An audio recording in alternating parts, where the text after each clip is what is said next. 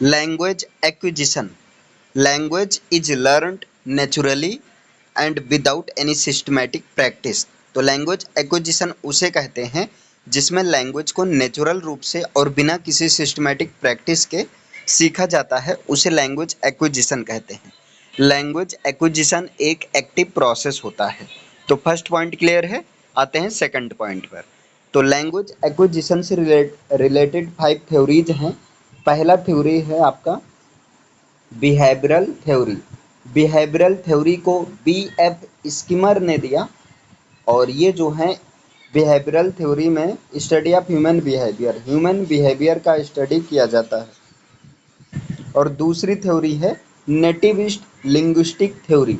Nativist linguistic theory को Noam Chomsky ने दिया। किसने दिया? नोम चॉम्स्की ने दिया। और इन्होंने एक जो है डिवाइस का यूज किया, लैंग्वेज एक्विजिशन डिवाइस का यूज किया। क्लियर है। और इसके साथ में तीसरी थ्योरी है इंटरेक्शनिस्ट थ्योरी। इंटरेक्शनिस्ट थ्योरी जो है ये, इसमें इंटरेक्शन के थ्रू लैंग्वेज को लर्न किया जाता है। एक दूसरे के साथ इंटरेक्शन के थ्रू लैंग्वेज को लर्न किया जाता है। इसके बाद में कॉग्निटिव थ्योरी। कॉग्निटिव थ्योरी में जो है ह्यूमन बिहेवियर के का स्टडी किया जाता है। मेंटल प्रोसेस को स्टडी करते हुए ह्यूमन बिहेवियर के बारे में पढ़ा जाता है। ठीक है। और पांचवी थ्योरी है सोशल इंटरेक्शन थ्योरी। तो दूसरा पॉइंट क्लियर। दूसरे पॉइंट में क्या है? लैंग्वेज एक्विजिशन से रिलेटेड 5 थ्योरी।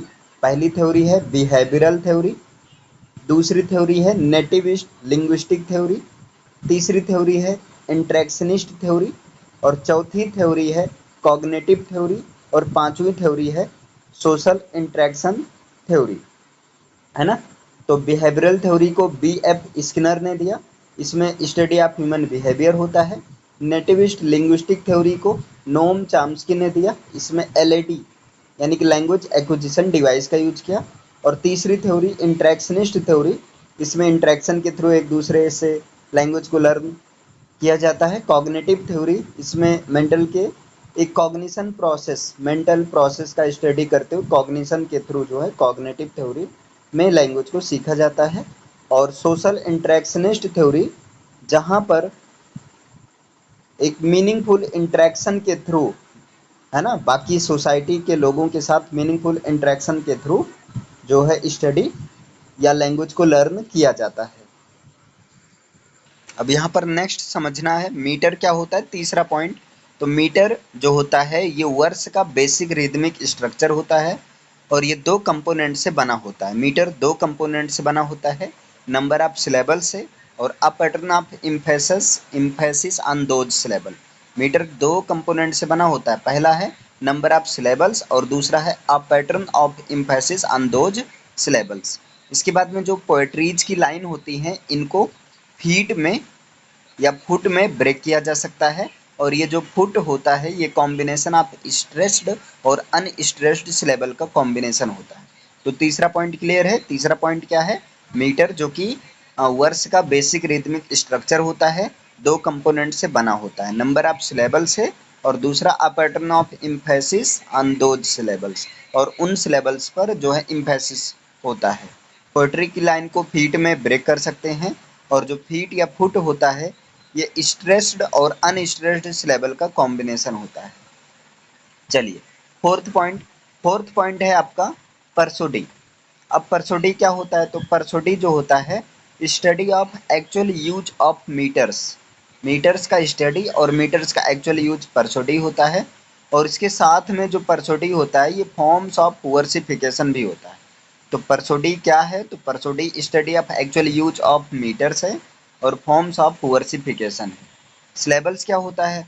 तो जो सिलेबल्स होता है ये सिंगल मूवमेंट ऑफ टंग होता है, टंग का सिंगल मूवमेंट होता है, और जिसमें हैव डोमिनेंट वॉवेल साउंड, जिसमें जो है वॉवेल साउंड की डोमिनेंसी होती है, मीन्स एटलीस्ट कम से कम एक वॉवेल साउंड तो होना ही चाहिए। देखिए यहाँ पर सिलेबल्स को आप ऐसे कह सकते हैं कि unit of pronunciation having at least one vowel sound, मतलब प्रोनाउंसिएशन की वो यूनिट जिसमें एटलीस्ट एक वॉवेल साउंड होगी, वो होता है सिलेबल होता है।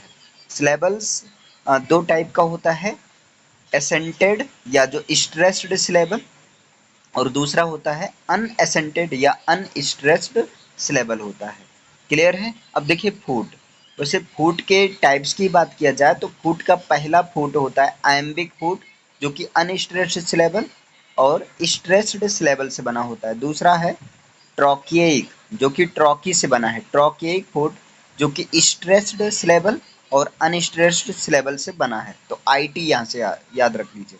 इसके बाद में पायरिक, पायरिक फूड जो होता है वो आपका दो अनस्ट्रेस्ड सिलेबल से बना होता है। स्पॉन्डी, स्पॉन्डी जो है दो स्ट्रेस्ड सिलेबल से बना होता है। एनापेस्ट जो है दो अनस्ट्रेस्ड सिलेबल और एक स्ट्रेस्ड सिलेबल से बना होता है। डैक्टिल जो है एक स्ट्रेस्ड और दो अनस्ट्रेस्ड सिलेबल से बना होता है। जो एम्फीब्राच होता है ये अनस्ट्रेस्ड, स्ट्रेस्ड और अनस्ट्रेस्ड सिलेबल से बना होता है। Every meter uses a type of metrical foot. देखिए हर मीटर जो एक प्रकार के मेट्रिकल फूड का यूज करता है। जैसे आयम से बना एम्बिक मीटर, है ना, ट्रॉकी से बना है ट्रॉकेइक मीटर, इसी तरह पायरिक से बना पायरिक मीटर, स्पॉन्डी से बना स्पॉन्डिएइक मीटर, एनापेस्ट से एनापेस्टिक और डैक्टिल से बना डैक्टिलिक, है ना। अब एम्बिक पेंटामीटर क्या होता है? तो एम्बिक पेंटामीटर वो लाइन होती है जिसमें 5 आयम्स हों और 10 सिलेबल हों, और सिलेबल से फुट बनता है और फुट से अल्टीमेटली मीटर बनता है। इतना क्लियर है? अब देखिए यहाँ पर टाइप्स ऑफ रिदम की बात किया जाए तो रिदम डिफरेंट टाइप्स का होता है। पहला है आयम्ब, आयम्ब वाला जो रिदम बनेगा वो अनस्ट्रेस्ड और स्ट्रेस्ड सिलेबल से। ट्रॉकी जो है स्ट्रेस्ड और अनस्ट्रेस्ड सिलेबल से। पायरिक दो अनस्ट्रेस्ड सिलेबल से। स्पॉन्डी दो स्ट्रेस्ड सिलेबल से। एनापेस्ट दो अनस्ट्रेस्ड सिलेबल और एक स्ट्रेस्ड सिलेबल से। और डैक्टिल एक स्ट्रेस्ड सिलेबल और दो अनस्ट्रेस्ड सिलेबल से। और एम्फीब्राच जो होता है ये जो है एक अनस्ट्रेस्ड, दूसरा स्ट्रेस्ड और फिर अनस्ट्रेस्ड सिलेबल से बना होता है। ठीक है? ये जो रिदम वर्ड है, rhythm word comes from the Greek word rhythmos. Rhythm word जो है ग्रीक वर्ड रिदमोस से आया है, और रिदमोस मीन्स होता है मेजर्ड मोशन या फ्लो। क्लियर है? रिदमोस मीन्स क्या होता है? मेजर्ड मोशन या फ्लो। तो रिदम क्या होगा? तो rhythm is the pattern of stressed and unstressed beats. Rhythm जो होता है स्ट्रेस्ड और अनस्ट्रेस्ड बीट्स का पैटर्न होता है। दो कॉमनली फाउंड इन पोएट्री, यद्यपि ये जो रिदम है पोएट्री में कॉमन रूप से पाया जाता है, लेकिन रिदम को कुछ ड्रामा या कुछ प्रोज वर्क में भी पाया जा सकता है। Rhythm creates a flow, rhythm जो है एक फ्लो को क्रिएट करता है। That makes it easier to follow a poem, जिसे पोएम को पढ़ने में या पोएम को फॉलो करने में आसान होता है, आसान हो जाता है। क्लियर है? तो आप शॉर्ट में कह सकते हैं कि रिदम क्या होता है? Rhythm creates a flow that makes it easier to follow a poem. Rhythm जो है एक फ्लो को क्रिएट करता है और जिसे पोएम को पढ़ने में या फॉलो करने में आसानी होती है। स्कैंसन क्या होता है? स्कैंसन होता है प्रोसेस ऑफ मेजरिंग वर्स, है ना, वर्स को मेजर करने का प्रोसेस होता है, स्कैंसन होता है। इसके बाद में स्टेंजा क्या होता है? तो स्टेंजा ये ग्रुप ऑफ लाइंस होती है जिनका जो है मेट्रिकल पैटर्न, है ना, जिनका मेट्रिकल पैटर्न पूरे पोयम में रिपीट होता है, उसे स्टेंजा कहते हैं। स्टेंजा क्या होता है? ग्रुप ऑफ लाइन जिनका मेट्रिकल पैटर्न जो है पूरे पोयम में रिपीट होता है। इसके बाद में रिदम क्या होता है? तो rhythm natural rise and fall of a language. आप रिदम को ऐसे भी कह सकते हैं, rhythm actually rhythm is the natural rise and fall of a language. किसी लैंग्वेज का नेचुरली जो राइज या फॉल होता है, इस चीज को रिदम कहा जा सकता है। ठीक है? अब यहाँ पर लैंग्वेज या लैंग्वेज लर्निंग या लैंग्वेज लर्निंग क्या होता है? तो process of acquiring the ability to understand, speak, read and write in a language, in a new language. देखिए ये जो लैंग्वेज लर्निंग होती है, ये किसी चीज को एक्वायर करने की वो प्रोसेस होती है जिसमें एक व्यक्ति नई लैंग्वेज में लिखना, पढ़ना, बोलना, समझना, है ना, समझने की एबिलिटी को क्रिएट कर लेता है या समझने की एबिलिटी को एक्वायर करता है। इसके बाद में एक्विजिशन जो होता है हैबिट, नॉलेज और एटीट्यूड का एक्विजिशन होता है। मतलब लैंग्वेज लर्निंग जो है, लैंग्वेज लर्निंग ये हैबिट, नॉलेज और एटीट्यूड का एक्विजिशन होता है। Language learning for specialist, language learning किसके लिए होता है? तो language learning for specialist, language learning for non specialist, language for instructions और language learning for social purpose. इसके बाद में लर्निंग के टाइप्स की बात किया जाए तो लर्निंग के डिफरेंट टाइप्स होते हैं। स्टिमुलस, रिस्पॉन्स, परसेप्चुअल लर्निंग, है ना। पहला है स्टिमुलस रिस्पॉन्स लर्निंग, दूसरा है परसेप्चुअल लर्निंग और तीसरा विजुअल लर्निंग। इसके बाद मोटर लर्निंग और नेक्स्ट है आपका प्रॉब्लम सॉल्विंग एटीट्यूड लर्निंग और इसके बाद में पेयर एसोसिएट लर्निंग। इसके बाद में बात किया जाए टीचिंग लर्निंग फैक्टर्स क्या होते हैं, तो टीचिंग लर्निंग फैक्टर्स डिफरेंट हैं, कई हैं। जैसे कि टीचिंग लर्निंग फैक्टर्स जो हैं लर्निंग पर, ये लर्निंग को, लर्निंग प्रोसेस को इन्फ्लुएंस करते हैं।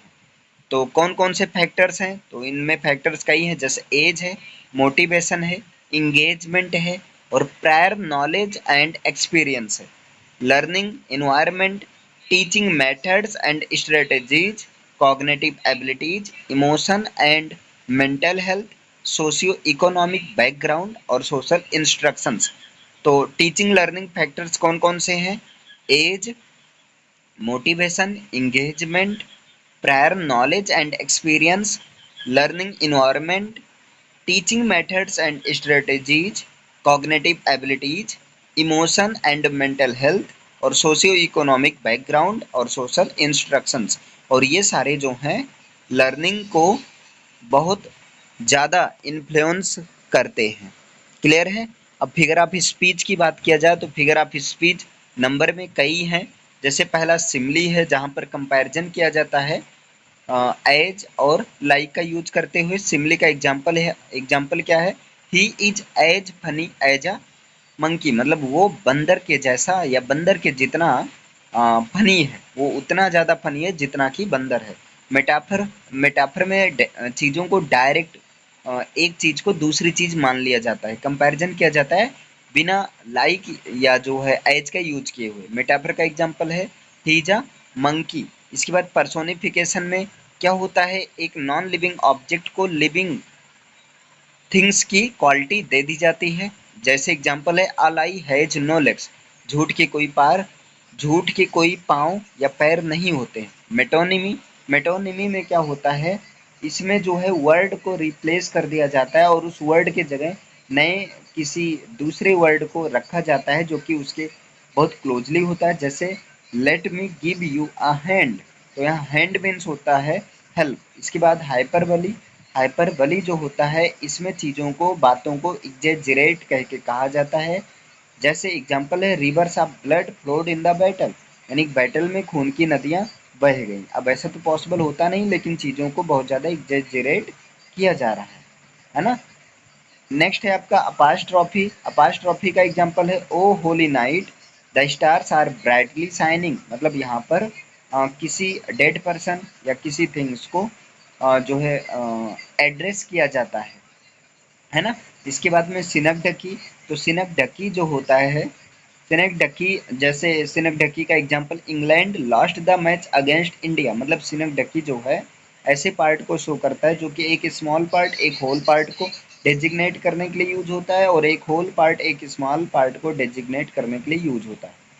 अब सिनेक डकी का एग्जाम्पल है England lost the match against India, मतलब इंग्लैंड जो है इंडिया के अगेंस्ट मैच को हार गया। इसके बाद में ट्रांसफर्ड एपिथेट्स, ट्रांसफर्ड एपिथेट्स वो होता है जिसमें एक एपिथेट का यूज किया जाता है, यानी कि एक एडजेक्टिव का यूज किया जाता है जो कि उस वर्ड के बहुत क्लोजली होता है। जैसे example it was a happy day, सुनहरा दिन था। नेक्स्ट है आपका आयरनी, तीन तरह की होती है, वर्बल आयरनी, ड्रामेटिक आयरनी और situational irony. Verbal irony again तीन प्रकार की होती है ना। ओवर स्टेटमेंट, इसका एग्जाम्पल है चीज़ों को ओवर रूप से कह देना, जैसे आई सा यू आफ्टर 100 ईयर्स, मैं तुम्हें 100 वर्ष के बाद देखा। अब ऐसे तो पॉसिबल है नहीं, लेकिन यहाँ बताया जा रहा है। इसके बाद में अंडर स्टेटमेंट। अंडर स्टेटमेंट में जो बातें होती हैं उसको अंडरमाइन कर दिया जाता है, जैसे इट वाज ओके या इट्स ओके, ये उन स्टूडेंट ने कहा जिनका हायर मार्क्स आया हुआ था। इसके बाद में नेक्स्ट है आपका सार्काज्म। तो सार्काज्म में अपोजिट मीनिंग निकलता है ना, जैसे वेरी गुड या वेल डन। एक्चुअल में यहाँ पर इसको जो है जब किसी ने गलती कर दिया है तब बोला जाता है कि वाह बहुत अच्छा, है ना। ड्रामेटिक आयरनी वो होता है जो कि ड्रामा में कैरेक्टर के थ्रू दिखाई देता है, जहाँ पर कैरेक्टर को उतना ज़्यादा पता नहीं होता है जितना कि ऑडियंस या रीडर को पता होता है। जैसे एक लड़का एक कमरे में आकर छिप जाता है, उसको नहीं पता है कि उसी कमरे में किलर छिपा हुआ है, जबकि ये बात जो है उसको यानी कि ऑडियंस को या रीडर को बहुत अच्छे से पता है। नेक्स्ट है सिचुएशनल आयरनी। इसके बाद आगे देखते हैं यूफेमिज्म। यूफेमिज्म में क्या होता है, हार्श वर्ड के प्लेस पर सॉफ्ट वर्ड को रिप्लेस कर दिया जाता है। यूफेमिज्म का एग्जाम्पल है आपका, जैसे ही हैज डाइड, तो ही हैज डाइड ना बोलकर यहाँ पर बोला जाना चाहिए ही हैज पास्ड अवे, है ना। इसके बाद पन। पन जो होता है ऐसा फिगर ऑफ स्पीच होता है जहाँ पर एक वर्ड के दो या दो से अधिक मीनिंग होता है। जैसे एग्जाम्पल, सेज मेनी फैंस, उसके पास कई फैंस हैं। यहाँ फैंस का मतलब दो होगा, एक तो प्रशंसक होता है और एक होता है पंखा होता है। एसोनेंस, जहाँ पर वॉवेल वर्ड साउंड का रिपीट हो, जैसे the fat cat had a snack, यहाँ ए साउंड का रिपीट हो रहा है ना। इसके बाद में ऑक्सीमोरान। ऑक्सीमोरान वो होता है जहाँ पर दो अपोजिट क्वालिटी जो कि एक ही सब्जेक्ट के लिए होती हैं वो पाई जाती हैं। जैसे this is an original copy, तो ओरिजिनल भी है कॉपी भी है, तो ये क्या है ऑक्सीमोरान है, क्योंकि ओरिजिनल भी है कॉपी भी है, एक ही चीज़ के लिए आया है। एंटीथेसिस। एंटीथेसिस में क्या होता है, चीज़ों को कंट्रास्ट किया जाता है जहाँ पर दो क्वालिटी होती हैं और पार्टिकुलर दो सब्जेक्ट के लिए या दो सेंटेंस के लिए। जैसे speech is silver but silence is gold, मतलब बोलना जो है सिल्वर है लेकिन जो साइलेंस है वो क्या है, गोल्ड है ना। लिटोटस।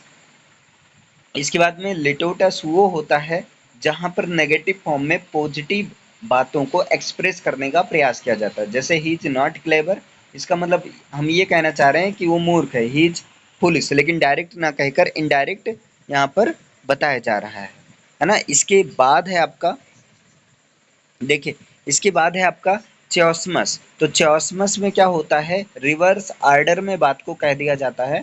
जैसे fair is foul, foul is fair, या eat to live not live to eat. Next है आपका एक्सक्लामेशन। एक्सक्लामेशन में सरप्राइज और जो है एक्सक्लेमेटरी आइडियाज का आइडियाज को एक्सप्लोर किया जाता है। जैसे व्हाट अ ग्लोरियस सनसेट, कितना गजब का सनसेट है। इसके बाद में क्लाइमैक्स। क्लाइमैक्स में चीज़ों को जो है इंक्रीजिंग ऑर्डर में रखा जाता है उनके इम्पोर्टेंस के बेस पर, ठीक है। उनकी जो भी क्वालिटीज़ हैं उन क्वालिटीज़ के इम्पोर्टेंस के बेस पर इंक्रीजिंग ऑर्डर में रखा जाता है क्लाइमैक्स।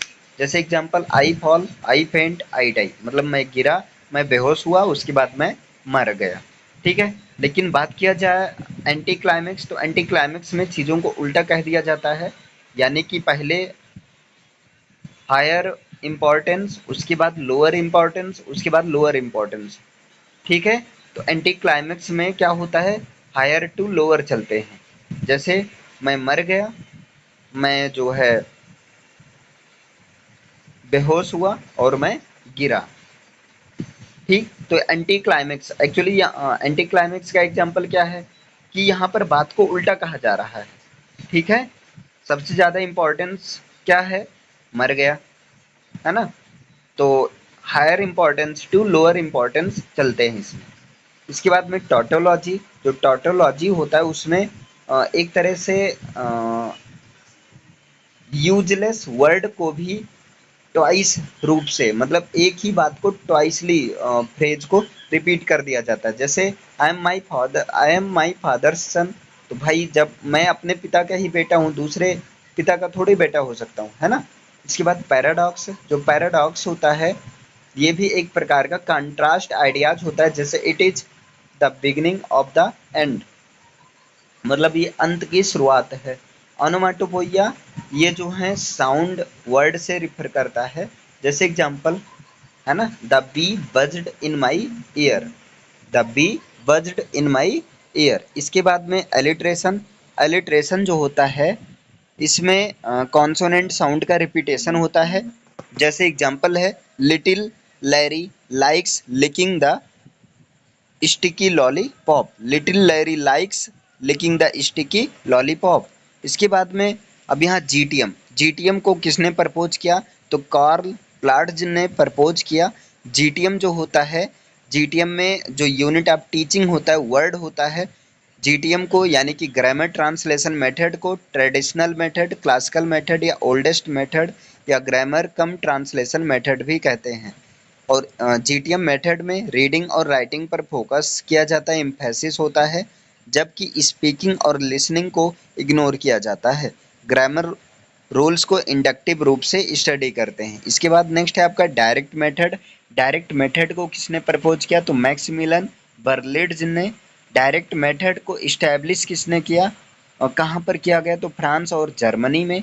डायरेक्ट मेथड का और क्या नाम है, तो phonetic method, anti grammatical method, या जो है नेचुरल मेथड, या रिफॉर्म मेथड।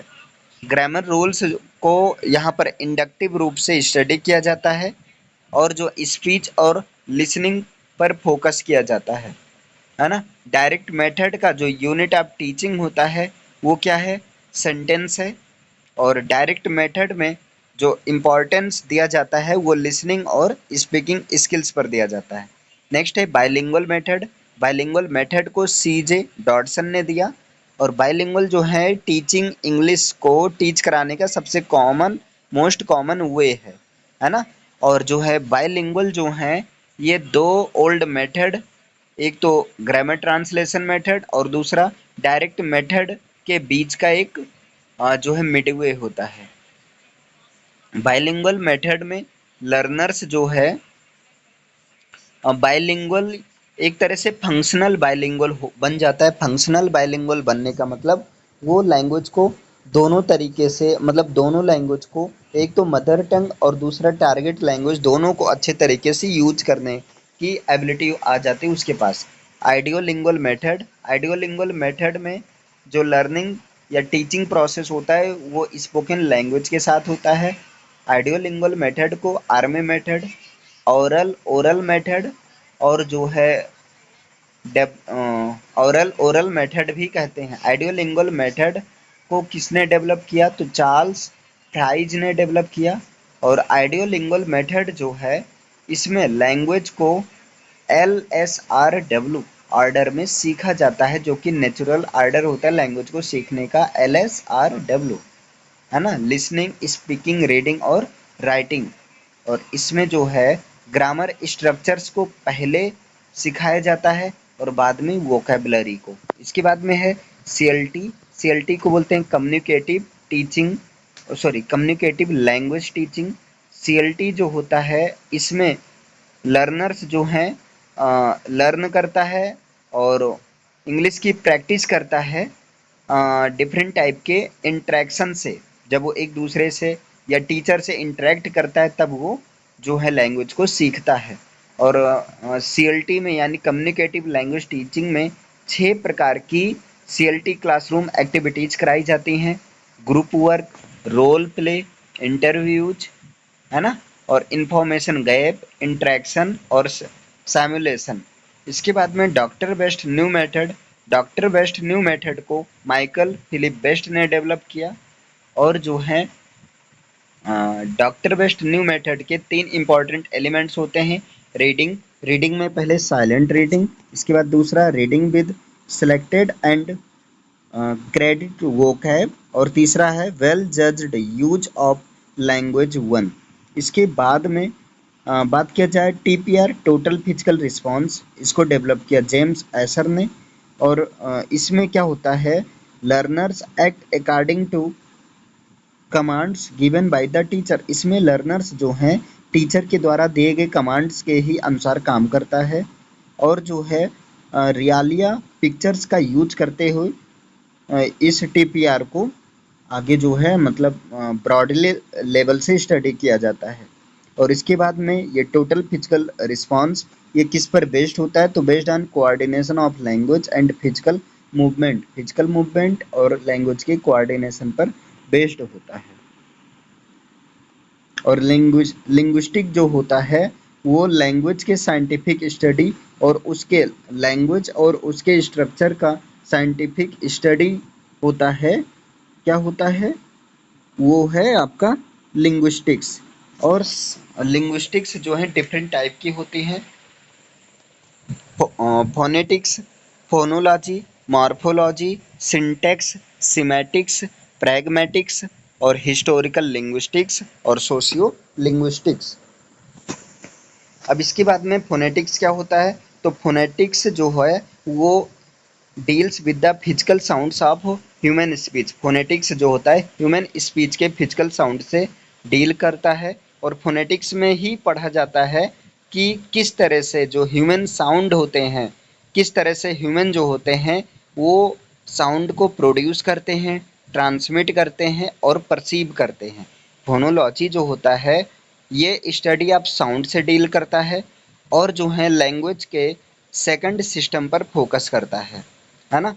फोनोलॉजी जो है साउंड के पैटर्न और स्ट्रक्चर्स का स्टडी करती स्टडी करता है। मॉर्फोलॉजी क्या होता है, तो मॉर्फोलॉजी वर्ड के स्ट्रक्चर के साथ डील होता है, जहाँ पर ये बताया जाता है कि वर्ड्स कैसे बने हुए हैं और जो हैं डिफरेंट वर्ड के फॉर्म्स को, डिफरेंट वर्ड को बनाने के लिए किस तरह से रिलेशनशिप होता है। सिंटेक्स ये होता है जो कि सेंटेंस में वर्ड कैसे बने हैं इस चीज़ को ग्रामेटिकली करेक्ट ऑर्डर में बताता है।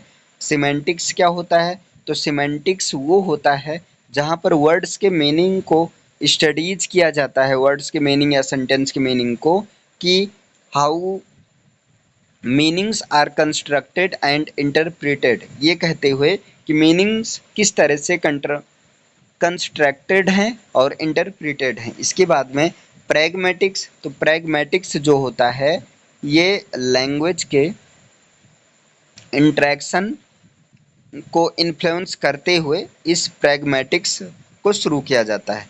हिस्टोरिकल लिंग्विस्टिक्स क्या होता है, इसमें इस चीज़ को बताया जाता है कि कैसे लैंग्वेज जो हैं समय के अनुसार चेंज होती हैं और डिफरेंट रीजन में लैंग्वेज डिफरेंट प्रकार की होती हैं, डिफरेंट रिलेशनशिप में, है ना, काफ़ी सारी चीज़ें होती हैं। इसके बाद में सोशियो लिंग्विस्टिक, तो सोशियो लिंग्विस्टिक में ये बताया जाता है कि किस तरह से लैंग्वेज डिफरेंट सोशल वर्क में वेरीज करता है और जो है लैंग्वेज और सोसाइटी के बीच एक रिलेशनशिप बनाता है। लिंग्विस्टिक का फंक्शन क्या है, तो लिंग्विस्टिक का फंक्शन डिफरेंट है ना। एक तो इसमें सिस्टमेटिक रूप से जो है लैंग्वेज की स्टडी की जाती है। लिंग्विस्टिक का फंक्शन क्या है, तो लिंग्विस्टिक का जो फंक्शंस है वो to study the language systematically, language को सिस्टमेटिक रूप से स्टडी करना। फोर ग्राउंडिंग क्या होता है, तो फोर ग्राउंडिंग जो होता है एक प्रकार से लिटरेचर, मदर ऑफ लिटरेचर होता है, जहाँ पर जो है सेंटेंसेस और वर्ड्स को मैनिपुलेट्स किया जाता है। और इसके साथ में फोर ग्राउंडिंग में ग्रामेटिकली इनकरेक्ट पोर्शन को फोकस किया जाता है। फोर ग्राउंडिंग के थ्रू अटेंशन ऑफ रीडर्स को कैप्चर किया जाता है। और फोर ग्राउंडिंग जो है लैंग्वेज के हर लेवल में पाया जाता है, जैसे phonology, graphology, morphology, lexis, syntax और जो है सीमेटिक्स और जो है आपका प्रैग्मेटिक्स, है ना। अब यहाँ पर फोर ग्राउंडिंग दो टाइप का होता है, डेविएशन और पैरेललिज्म। अब डेविएशन की टाइप की बात किया जाए तो phonological deviation, lexical deviation, syntactic deviation और सिमेंटिक सिमेंटिक जियो सॉरी सिमेंटिक डेविएशन। और नेक्स्ट है आपका ग्राफोलॉजिकल डेविएशन। पैरेललिज्म के टाइप्स की बात किया जाए तो पैरेललिज्म दो टाइप्स का होता है, ग्रामेटिकल पैरेललिज्म और फोनोलॉजिकल पैरेललिज्म। इसके बाद में लिटरेरी क्रिटिसिज्म जो होता है ये लिटरेरी वर्क के इवैल्यूएशन और इंटरप्रिटेशन पर एनालिसिस करता है। इसके बाद में लिबर्टी क्रिटिसिज्म के टाइप बताइए, तो लिबर्टी क्रिटिसिज्म के कई टाइप हैं। एक तो फॉर्मेलिज्म, अरे सॉरी लिटरेरी क्रिटिसिज्म के कई टाइप है। लिटरेरी क्रिटिसिज्म क्या होता है, लिटरेरी वर्क का इवैल्यूएशन करना, लिटरेरी वर्क को इंटरप्रिटेशन करना और उसको एनालाइज करना। लिटरेरी क्रिटिसिज्म के टाइप कौन है, तो लिटरेरी क्रिटिसिज्म के टाइप हैं formalism, historical, biographical, feminist criticism, psychoanalytic, Marxist और पास्ट कॉलोनियल रीडर रिस्पॉन्स। इसके बाद में स्टाइलिस्टिक क्या होता है, तो स्टाइलिस्टिक जो होता है ये इस चीज़ की स्टडी से डील करता है जिसमें ये बताया जाता है कि ऑथर्स किस तरह से जो है लैंग्वेज को अपने राइटिंग में यूज करते हैं जिससे मीनिंग को कन्वे कर सकें और जो है एक सर्टेन इफेक्ट क्रिएट कर सकें और स्पेसिफिक इमोशन को रीडर के अंदर कर सकें। इसके बाद में स्टाइलिस्टिक्स के एलिमेंट्स कौन कौन से हैं, तो डिक्शन है, इमेजरी है, मेटाफर है, सिमिली है, सिंटेक्स है और टोन और रिपीटेशन है।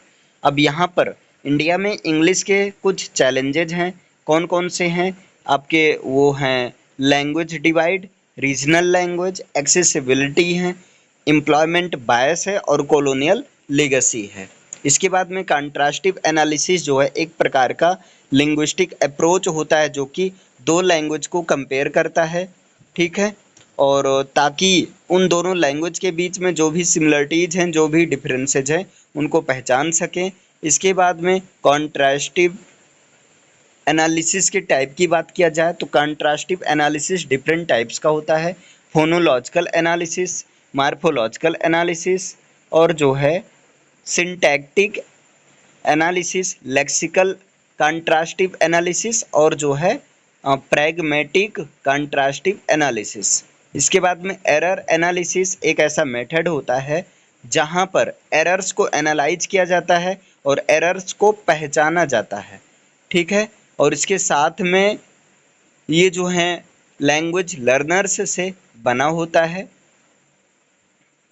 ठीक है, और इसके साथ में इस तरह से बना होता है जिससे वो उसके ऑर्डर को, उसके रीजन को समझ सके, ठीक, और इसके साथ में क्या होता है आपका जो टीचिंग के टाइप्स होते हैं, टीचिंग के डिफरेंट टाइप्स होते हैं, टीचिंग एड्स के डिफरेंट टाइप्स होते हैं, विजुअल एड्स, ऑडियो एड्स और ऑडियो विजुअल एड्स होते हैं, है ना। अब एरर एनालिसिस क्या होता है, तो एरर एनालिसिस एक प्रकार का मेथड होता है जिसमें एरर को एनालिसिस किया जाता है, एनालाइज किया जाता है और आइडेंटिफाई करने के लिए एरर एनालिसिस, एरर को आइडेंटिफाई करने के लिए एरर एनालिसिस का प्रयोग किया जाता है या एरर एनालिसिस का यूज किया जाता है।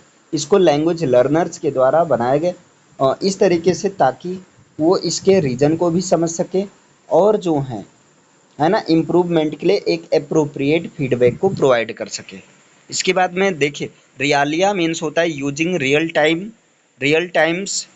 रियालिया जो है ये माइंड को स्टिमुलेट करता है और वोकैबलरी को ज़्यादा मेमोरेबल बनाता है। रियालिया का यूज करने से जो है इंग्लिश लेसन्स को मेमोरेबल बनाया जा सकता है, ऑब्जेक्ट और जो है वर्डली फ्रेज या जो है वर्डली फ्रेज के बीच में एक लिंक बनाते हुए, है ना। स्टाइल और स्टैटिस्टिक्स, लेक्सिस और ग्राफोलॉजी ये सब आपको लिखना है, नहीं आएगा तो मैं तो बताऊंगा ही। इसके बाद में लैंग्वेज लेबोरेटरी बहुत ही पावरफुल टेक्निकल इनोवेटिव होता है टीचिंग फील्ड में, ठीक है। और नेक्स्ट बात किया जाए तो इलेक्टिव मेथड है, तो इलेक्टिव मेथड जो होता है ये इंग्लिश को टीच कराने का मेथड होता है जिसमें डिफरेंट टाइप का अप्रोच और मेथडोलॉजी को कंबाइन किया जाता है ताकि लैंग्वेज को सीखा जा सके और ये भी डिपेंड करता है लर्नर्स के एबिलिटीज, है ना, और लर्नर्स के लेसन के एम्स को डिपेंड करता है। इसके बाद में इलेक्टिव इलेक्टिव नहीं, इक्लेक्टिव मेथड ऑफ टीचिंग, ये जो हैं चारों स्किल स्पीकिंग, लिसनिंग, रीडिंग और राइटिंग को इक्वल इम्पोर्टेंस देता है और ये मल्टीपल टास्क को इंक्लूड करता है। टीचर जो हैं इतना ज़्यादा फ्लेक्सिबल होता है या स्टेबिलिटी होता है कि जो है बेस्ट एलिमेंट्स को चूज कर सकें जिससे स्टूडेंट्स को नीड है और जो कि स्टूडेंट्स के एम को पूरा कर सके, है ना। डिफरेंट टीचिंग मेथड्स यहाँ पर प्रयोग किए जाते हैं जिससे लर्नर्स की रिक्वायरमेंट अच्छे से पूरी किया जा सके। टेक्स्ट क्या होता है? तो टेक्स्ट जो होता है एक ये जो है आइडेंटिफाइंग और डिटेक्टिंग की प्रोसेस होता है ना। इसके बाद में आगे देखें, स्टैटिस्टिक्स क्या होता है? तो स्टैटिस्टिक्स जो है ये डिफरेंट फिनोमिना के बीच रिलेशनशिप का स्टडी होता है। स्टैटिस्टिक्स जो हैं ये एक कंप्रीहेंशन के लिए टीचिंग टेक्निक को प्रोवाइड किया जाता है ना।